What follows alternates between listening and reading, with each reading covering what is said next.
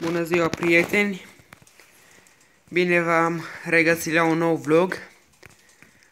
Acum continuăm cu masculii care îi am. Am făcut un vlog cu femelele și acum continuăm cu mascule. Aici un mascul uria german, vârstă 9 luni, 7 kg jumate. Cu el am montat 3 femele.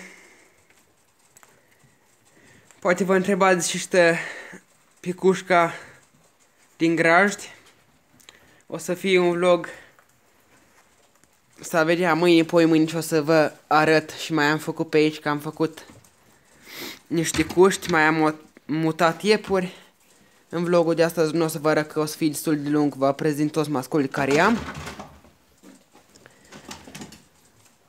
Da, ăsta e masculul de uriaș. Mergem la următorul mascul. Aici masculul de berbec.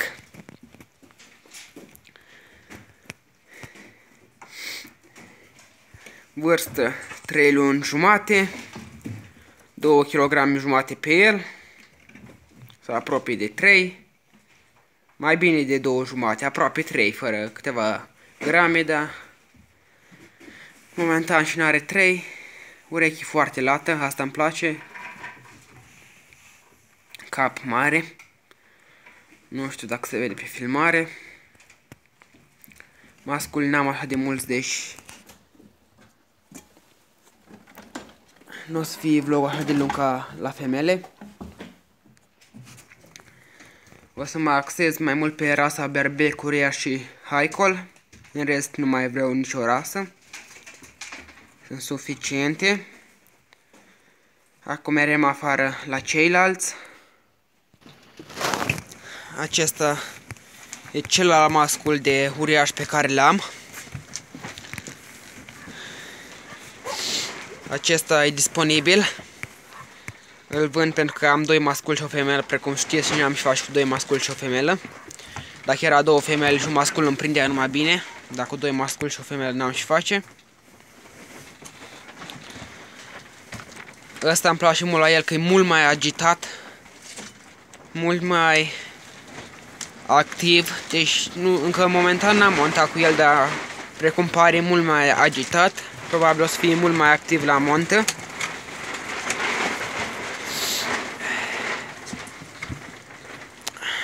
Un mascul foarte lung. Pe ăsta nu știu sincer să zic cât are, dar oricum și ăsta e trecut de 7 luni. Da, e trecut de 7 luni. Opinia mea are undeva în jur de 6 kg.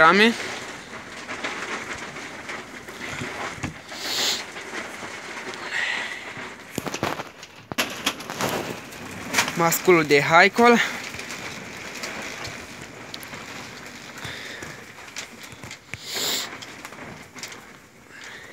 Masculul acesta probabil o să fie sacrificat și o să-mi iau altul, dar nu acum, mai încolo, mai în vară.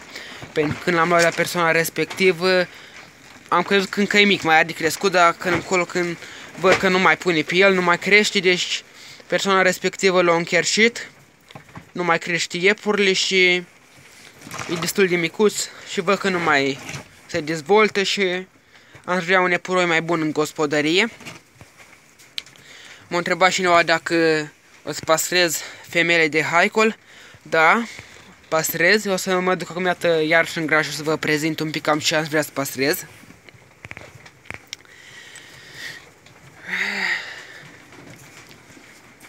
Da, oricum, masculul ăsta, precum v-am spus, mai îl țin până la vară. Bă, poate chiar și până la iarna viitoare, nu știu sigur, că abia pe la iarna viitoare. Adică să găsesc un mascul bun și după o să-l cumpăr. Să găsesc un mascul bun la un preț bun. Nu contează leu și acum, dar să fie cât de cât masculul bun și să fiu sigur tura asta că e ceva bun. Cu masculul ăsta, precum știți, am montat epuroașele din Grajd, deci cele 3 epuroașe din Grajd de haicol cu el am montat. Deci el a făcut treaba. Dar na, și nu îmi place la el, v-am spus, că e un pic cam micuț Și nu știu, mă gândesc, poate o să ies și pui mai mici dacă el e mic. Au rămas încherșit, atunci cred că și pui o să rămână mai mici. Și de asta vreau să schimb pe un mascul mai bun. Cam aceștia ar fi masculii care am eu. 4 parcă am. Nu, 5. Scuzați-mă, dar cu asta e 5. Aici e mascul. Precum știți, v-am spus, mascul de uriaș e disponibil. Pe acesta și ăsta e disponibil, numai na, dacă îl vrea cineva, eu v-am spus, mie nu-mi place că e cam micuț, asta e tot, dar în rest, dacă îl vrea cineva, îl vând, dar nu prea cred. Bun, mergem în grajd acum. Am revenit în grajd.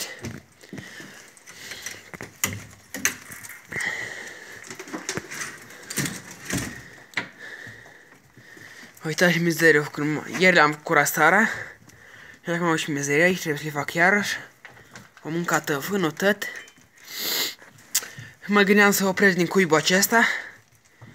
2 femele de haicol. Nu știu, așa m-am gândit eu, deci nu ar fi nicio diferență din ceilalți, adică ăștia sau ăia acolo, nicio diferență, dar nu știu, așa am zis eu. Acum, nu știu, mi-e place tare dacă ar fi eproaica aceasta. Dar acum nu știu, încă nu-i cunosc, abia am împlinit o lună. Și pe aceasta. Pe aceștia două le-am ține mult dacă ar fi să fie femele. Albă nu prea o vreau că se murdărește repede. Nu că nu mi-a place culoarea albă, dar se murdărește foarte repede. Și cam greu de întreținut.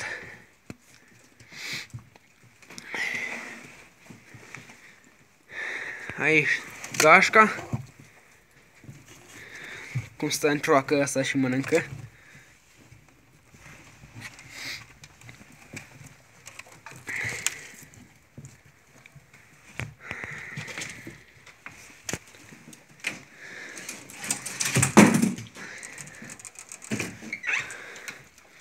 Aici un pic de măr le-am dat. Masculii și femelele din cuibul acestea sunt disponibili și ei. Vârstă o lună jumate.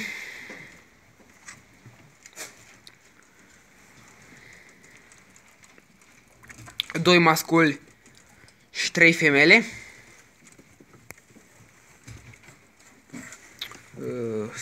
Să văd mai sigur care și cum, ca să vă arăt până la urmă care și cum sunt femele și mascule. Eu i-am însemnat un pic în ureche, am făcut un semn, da. Acesta e un mascul, pe portocaliu 1. Bă, nu fuge, stai aici să te filmez. Da, acesta pe cum îl vedeți. Și... ia să văd, stai. Nu, cred că ăsta la alt. Așa că nu-l găsesc acum pe... da, l-am găsit. Și acesta, pe albastru vienez. Acestea doi ar fi masculi. Și restul femele. Mai am o femelă, precum vedeți, culoarea câmpului, cum se spune. 2, numai că asta e un pic mai deschisă și asta mai închisă. Una pe portocaliu și ceilalți mascule. Din cuibul de haicol mai are un pic de crescut. Deci așa consider că mai ar trebui să așteptăm un pic.